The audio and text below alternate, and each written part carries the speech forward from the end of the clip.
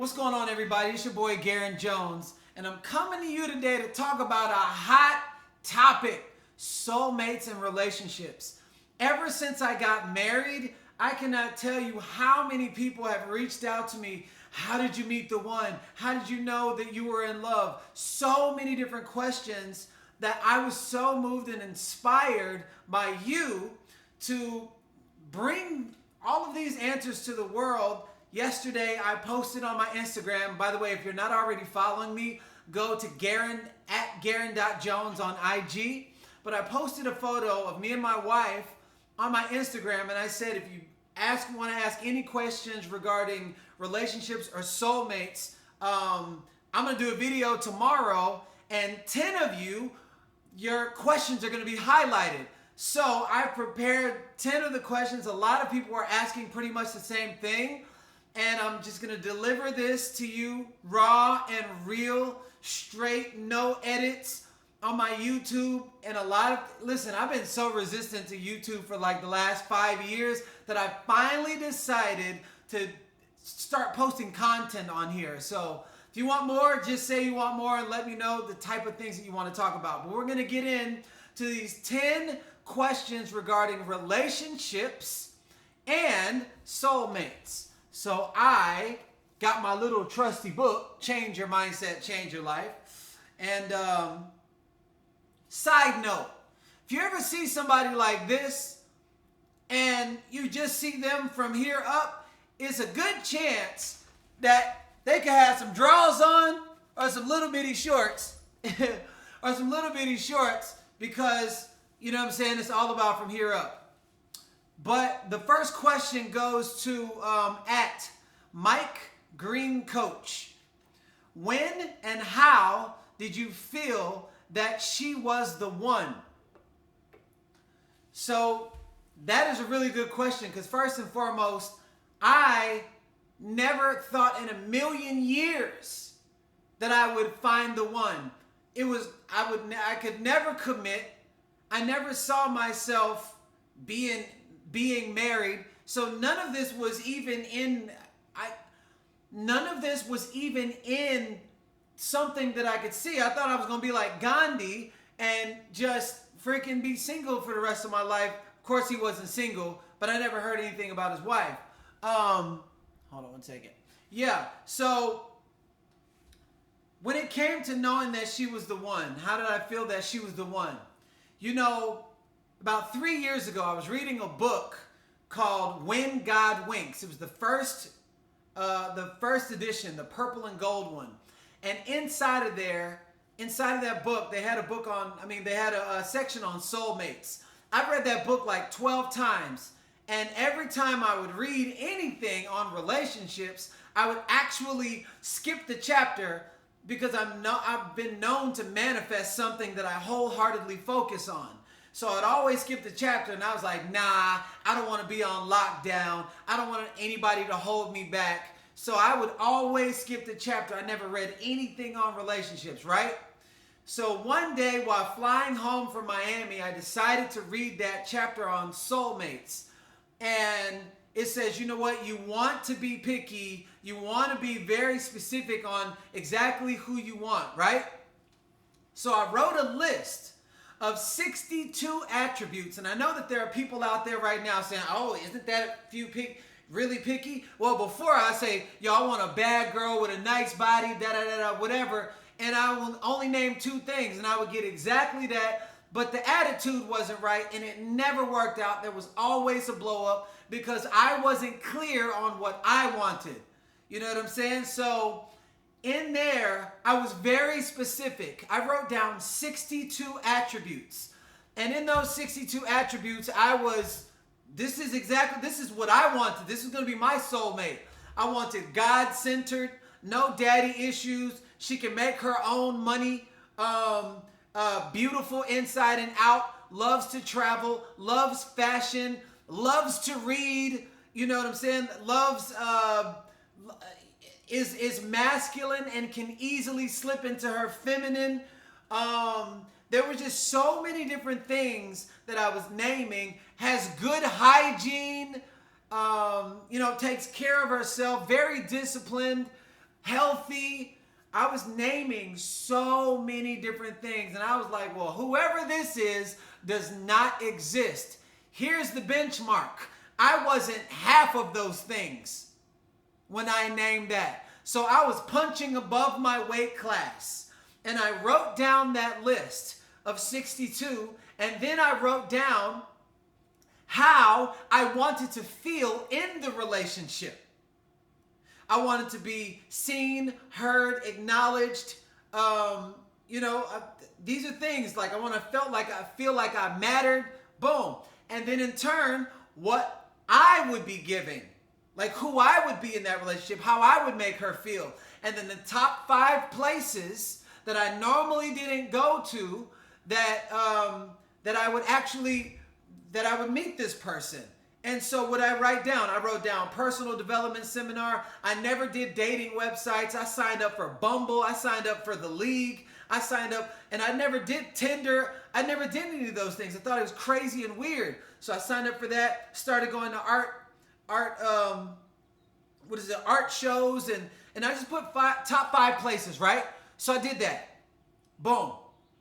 I forgot about my list. And then somebody that was already my friend, and I just kept saying, there's something about her that just, I don't know. Every single time she texts me, I feel like I grow as a person. She checks on me, and we were just friends. Me and Blair and I were just friends at the time. And every single time I spoke to her, I'm like, there's something about her. And it was like our friendship was growing like a flower in real time, and I could not quite pinpoint it. And then as it just kept growing, then one day we were on the phone, and I literally said, I feel like she just became my girlfriend, my mom, my sister, my daughter, my best friend, my wife, all of these different emotions in one, and I'd never experienced that before in my life, right? And I told her, and she said she felt the same way. And then one day, while cleaning up and decluttering, I found my list. I wrote 3 years prior. And I looked at all 62 attributes. And my friend had all 62 attributes. And then I looked at how I want to feel in the relationship. And she was treating me exactly how I wanted to feel. And then I looked at the top 5 places where I didn't normally go, and circled was a personal development seminar. We connected at a personal development seminar. So what happened, how did I know that she was the one? Because I put a spiritual address in my mental GPS system, and the universe, God, gave me and brought me exactly what I asked for. And that's how I knew it was the one. You can't change without awareness. But once I saw that she was the one, like that she fit, I didn't need to look anymore because it was everything that I wanted. Now here's the thing. I wasn't half of those things. But in that 3-year period of time, I did so much transforming my own self that I became 100% of the things that I asked for on the list. Because you can only love people to the capacity at which you love yourself. So when I became those things, inadvertently, I attracted my mirror. That's how I knew that she was the one. Because a soul that had a very similar life to me, yeah, she's white, and yeah, I'm mixed with everything that you can think of. However, our pasts are very similar. And I know when God is speaking in my life, and I just trust it. Jump and the net will appear. And it will never look like anything that you think that it's going to look like. So when I knew that God was speaking, all I did is say, I trust you. And when I trusted, all of a sudden, my mom always taught me, do your part and God will handle the rest. That's how I knew that she was the one. Okay, number 2, at EMW Mitch. She said, can you explain more about the masculine force in a woman? So everyone knows that my wife Blair, she's very masculine. You know, every human being has masculine and feminine in them. Even if it's a man and a man relationship, woman and a woman, trans and a man, whatever it is, whatever your pronoun that you choose, there's always masculine and feminine. Here's the deal. If it's masculine and masculine, there will be fireworks. And that's where most people in relationships don't understand. And it doesn't even necessarily have to be a sexual relationship or anything. Any kind of relationship. There's a lot of men are grown. They're groomed to be tough and to be masculine. And a lot of women were raised completely different. Now, here's what's happening in today's society. Women never had equal opportunity. I can relate to this because as an African American man, I never had equal opportunity. I had to work 10 times as hard as the next person that wasn't a minority, just to, literally, and it's still kind of like this today, 10 times as hard just to be seen.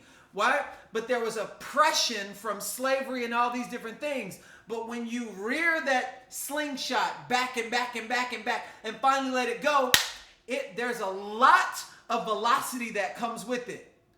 Women have also been oppressed. So when they weren't getting equal paying jobs, equal opportunity for so many years because they were just seen as the second-hand person or somebody who was just to wash dishes or raise the kids or something like that while the man was hardworking at home.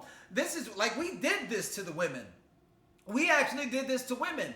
So women had to work 10 times as hard just to get a seat at the table, just to make the same amount of money, if not even more. So nowadays, you have all of these really powerful, single, most powerful women. A lot of powerful women are my friends, and they're single. And here's why. Because they've been so oppressed over the years that they've had to force their seat at the table, and by way of domestication, that has literally domesticated the masculine energy. That's why they say most powerful women are bitchs. I don't say that. They've been masculated. They've been what is it called? They've been domesticated in the masculine energy. And when you're domesticated in the masculine energy, and then you come into relationship with a man, and then all of a sudden you've been taught, like you've been forced yourself to work 10 times harder. You work 10 times harder, and by default it demasculates the man, and then all of a sudden you find yourself single. So this is what happens, and you can't change without awareness. So when you understand how polarity works, it's like polar opposites. There's light and there's dark, and there's yin and there's yang. There's the waves of the ocean. When you understand how that works, you can understand how to flow in a relationship. Love flows. The wind flows. The trees outside of my window, they flow. And inside of a relationship, see, my wife is extremely powerful. She makes her own money. She's built a dynasty by herself. She's been the masculine one. Well, guess what? So have I. So inside of our relationship in the beginning, it was like fireworks, because we were so used to being by ourselves and independent. We weren't groomed to collaborate. So here's what I had to understand.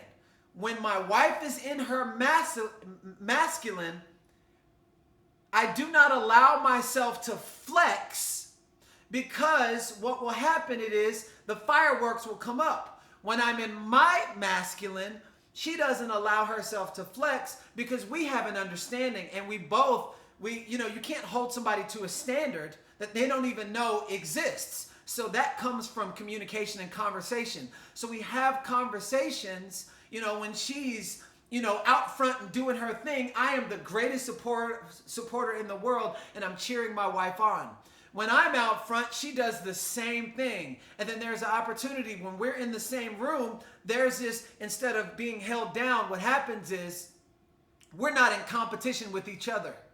We amplify each other. And there's this dance. There's this dance. When she's in her masculine, I am in the submissive mode, and I just surrender so that she can have the space. When I'm in my masculine, we do the same thing. But there's a healthy dance, and it's just like a language that must be mastered and practiced. If it's not mastered and practiced, what'll happen is fireworks every single time. She gets mad, you get mad, and and it'll build up and build up and build up. So when you understand the push and pull, masculine and feminine, and understand that all of us have masculine and feminine energies inside of us, y'all can have a healthy dance of love, and you'll learn how to flow. Me and my wife are still working on it. However, it is a practice just like everything else.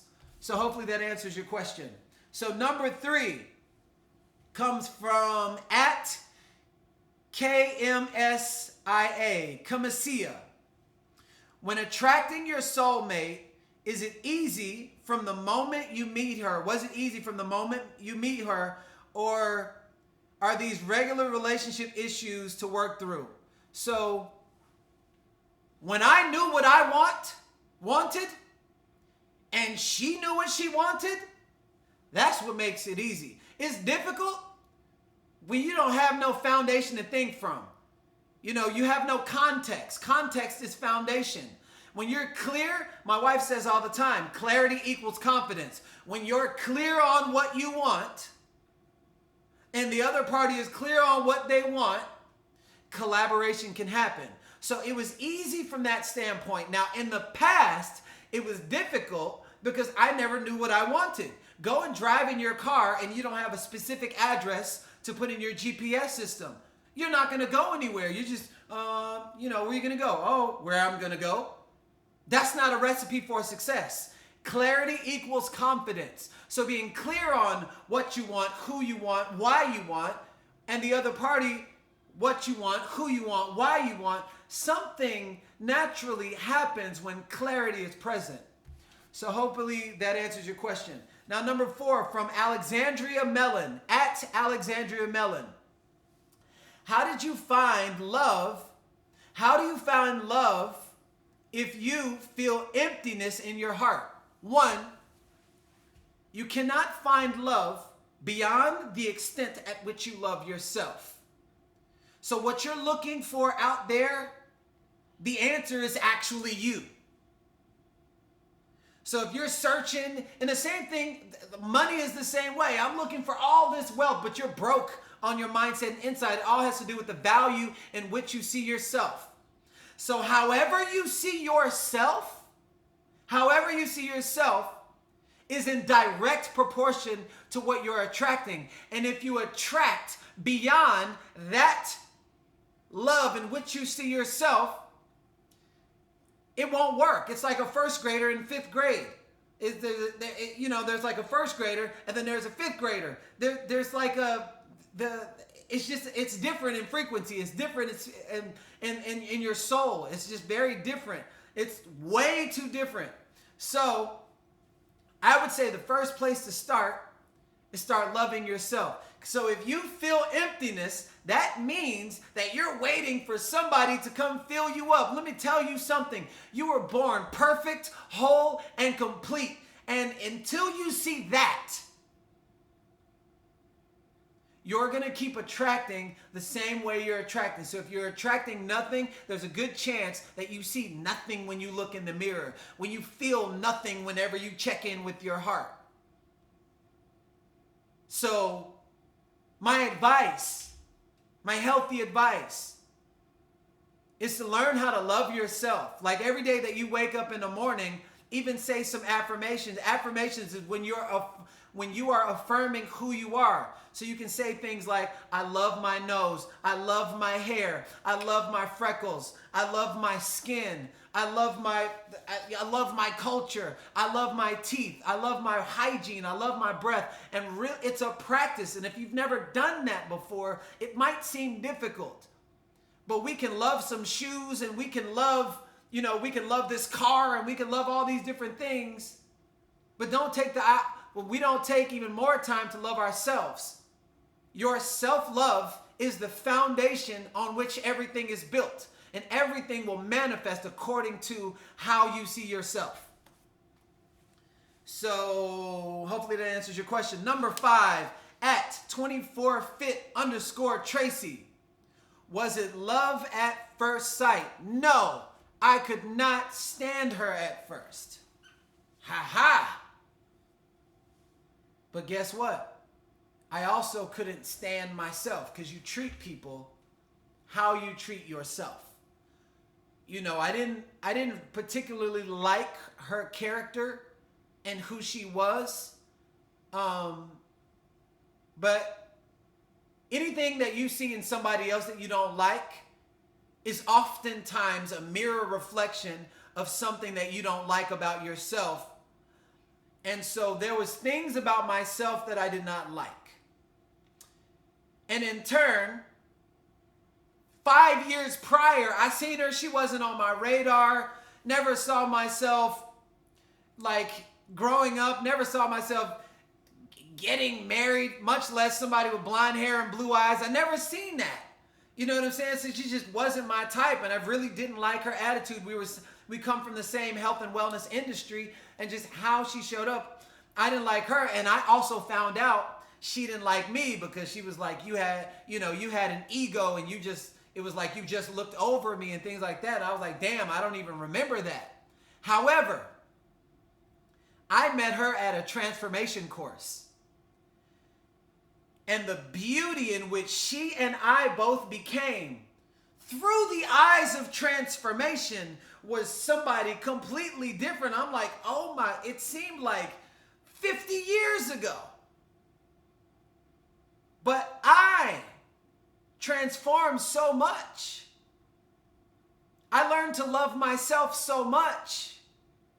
And then as I loved myself so much, I started seeing love in places where I never saw love before, because I was looking through the eyes of love, thinking through the heart and think through the mind, body, and spirit of love, rather than through the eyes of pain. If you look through the eyes of pain, that is not your natural state. Love is your natural state. So when I got back to my natural state and who I really am deep down on the inside, I was able to see beauty in all things. And she was so beautiful, beyond the body, beyond the discipline, beyond those things. Just the essence of who she was beyond the flesh it just overtook me. I could not understand. But then again, it was because I had done so much work on myself and deepening the heart and letting go of resentment to make space for new blessings, forgiving people that hurt me, and, to make space. Forgiveness is freedom. And when I let go of resentment, it created space to make room for new blessings in my life. I just didn't know that it was going to be room for my soulmate. So hopefully that answers your question. Number 6, Carlos, figure, do it, fit.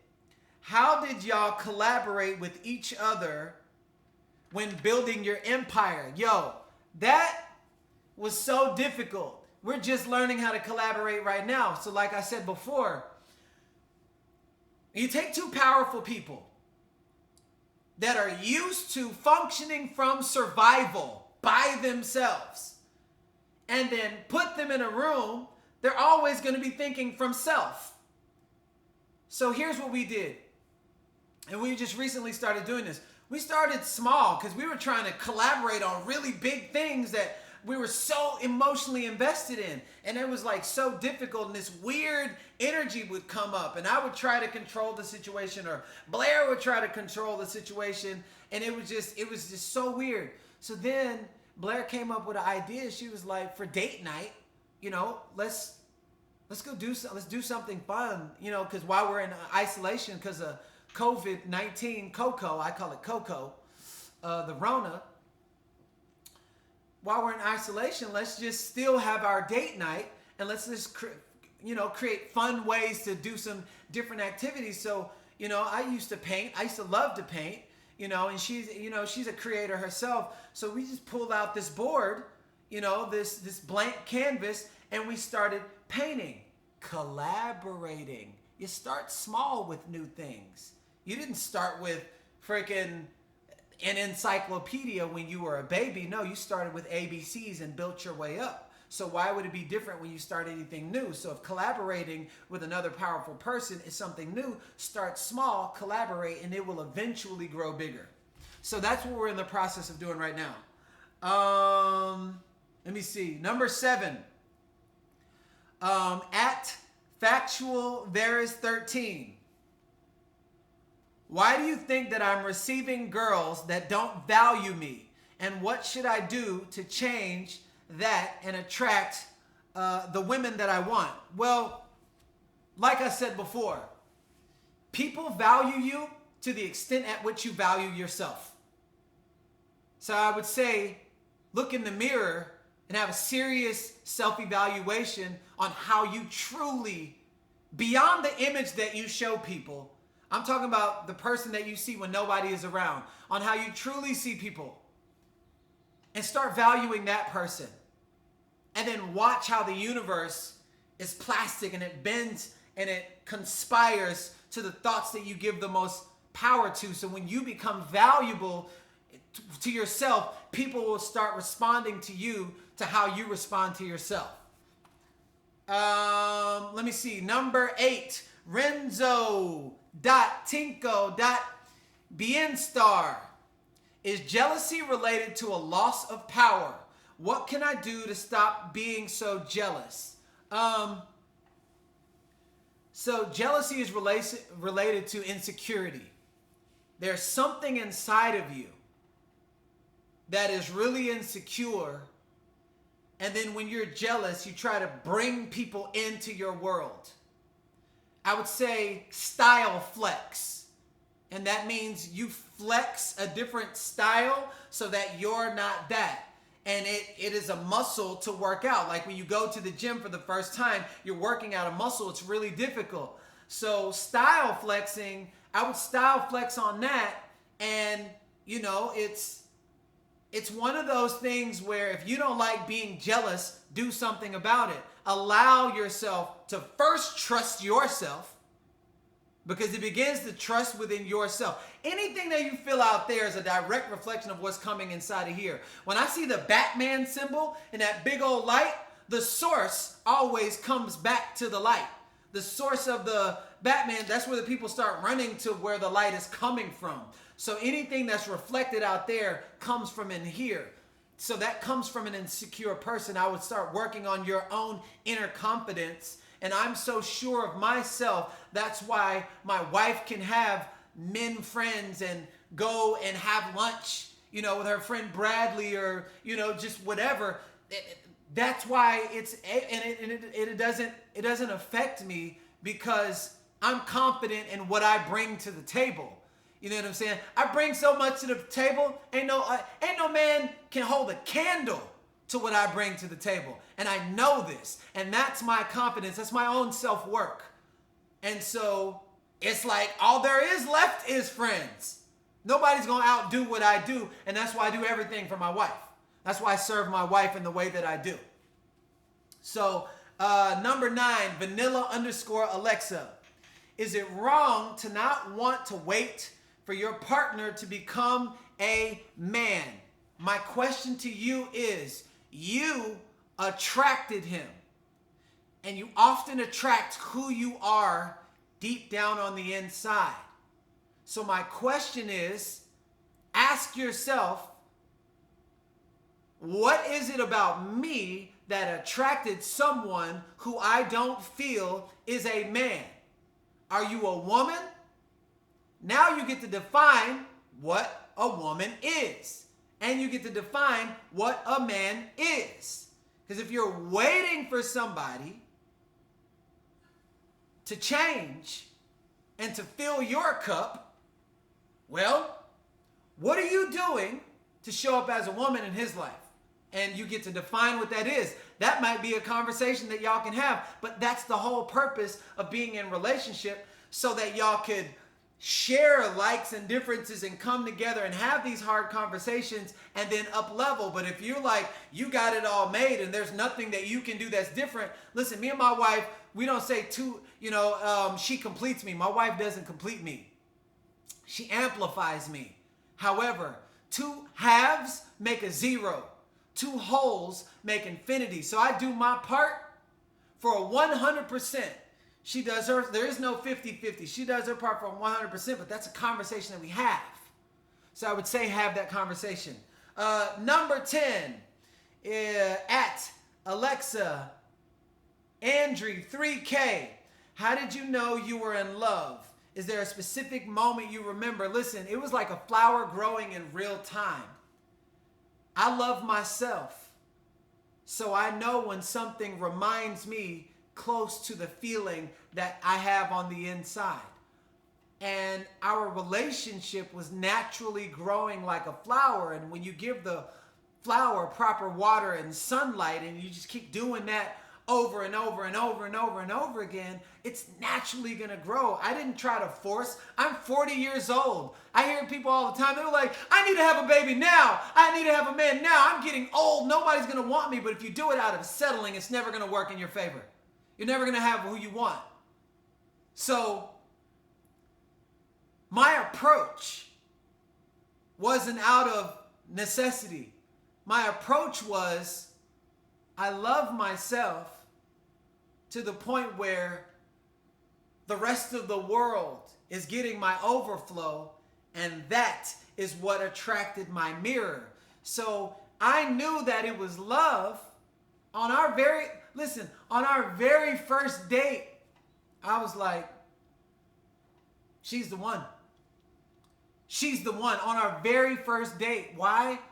Because I had a list of 62 attributes, how I wanted to feel, and where I would meet this person. And she ticked to every single box. However, I didn't put a time on it because human time does not operate on God's time. God's time is whenever God's time is. And I just went about and worked on myself. I worked on myself. And inside of working on myself, mind, body, soul, my health, my hygiene, everything across the board, success in all levels. I attracted somebody who operated at the same frequency, and now we just took this dynasty and went to the next level. I just knew it's one of those things you don't know until you know. And it wasn't nothing to figure out because I had already had a list. Boom. And here's my bonus round before I close out. Number 11, at RJ24 Nutrition. How do you stay vulnerable with her and not allow your old self to surface? By being in 100% responsibility. It happens for me, both me and my wife. So when she goes out of it, she comes back in because it's her responsibility, because she's not doing it for me and I'm not doing it for her. We have this third party called relationship, or it can be called God.